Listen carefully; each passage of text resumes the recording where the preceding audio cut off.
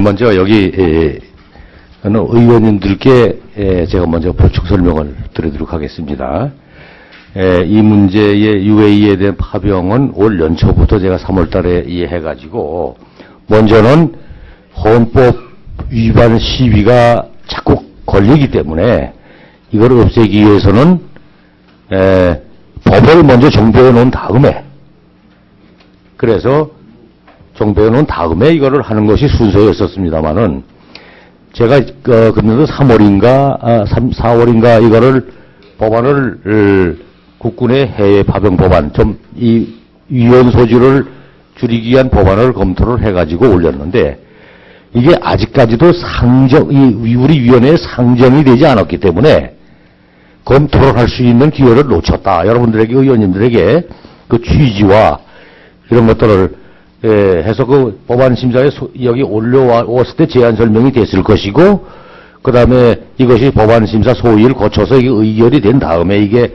됐으면은 아마 이런 오늘의 이 논란 시비가 없었을 거로 일단 보여집니다. 근데 지금은 이제 이 법안이 정비가 되지 않은 상태에서 이게 지금 이제 의결을 하려고 그러니까 이런 그 시비가 걸린다는 거에 대해서는 제가 먼저 충분히 이해를 하고 그래서 작년도부터 UAE 파견부대 연장 이 문제에 대해서는 이것이 과연 헌법에 나와 있는 국제평화에 해당되는 거냐?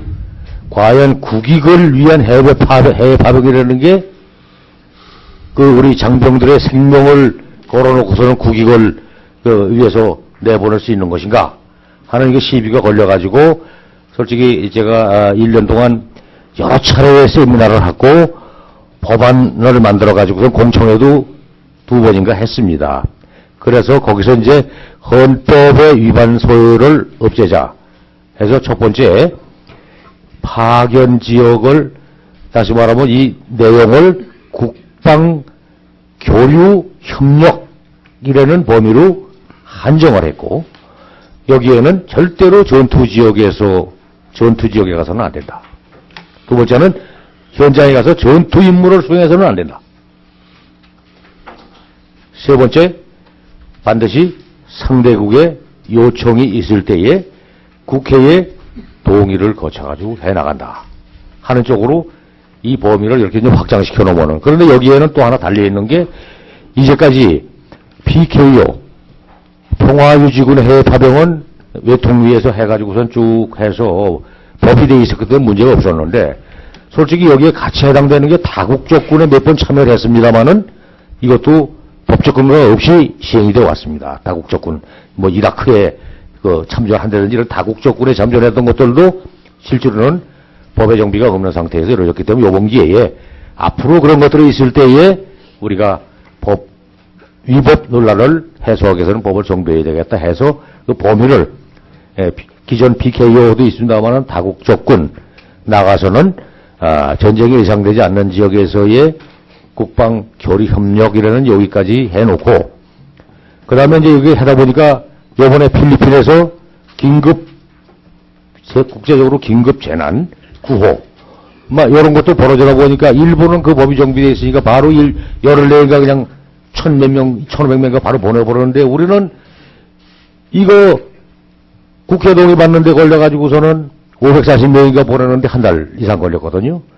그렇다면 결과적으로 파병을 시켜놓고도 우리가 기대할 수 있는 성과라는 거는 현저하게 떨어진다. 그래서 이런 것 앞으로 이 법으로 한계를 정해놓고 여기에 제동장치를 걸어놓은 건 반드시 국회 동의가 있어야 된다는 거는 전제를 걸었습니다. 그 다음에 종료 시점 문제에 대해서 이제 여기 존경하는 진성진 의원님하고 우리 정혜수 의원님께서 말씀하셨는데 이 종료 시점에 대해서는 참 이것을 특정하기가 제가 보기에는 대단히 어려운 이런 상황으로 보여집니다. 근데 여기에도 제동장치가 걸려있는 거는 정부에서 그 국가하고 협의해서 이제는 임무가 다 끝나서 특별히 할 일이 없다 하고 정부에서 우리에게 철수건의를 한다든지 아니면은 우리 국회에서 이거 연장 동의할 때 동의 안 해줘버리면은 이게 이제 다 했잖냐. 그러면은 동의 안 해주면 자동 철수입니다. 이거는 규정이. 그래서 이런 제동장치가 다 우리 법적으로 마련해 있다. 돼 있다. 뭐 이렇게 해서 예. 제가 좀 이렇게 설명을 드리고자 합니다. 이상입니다.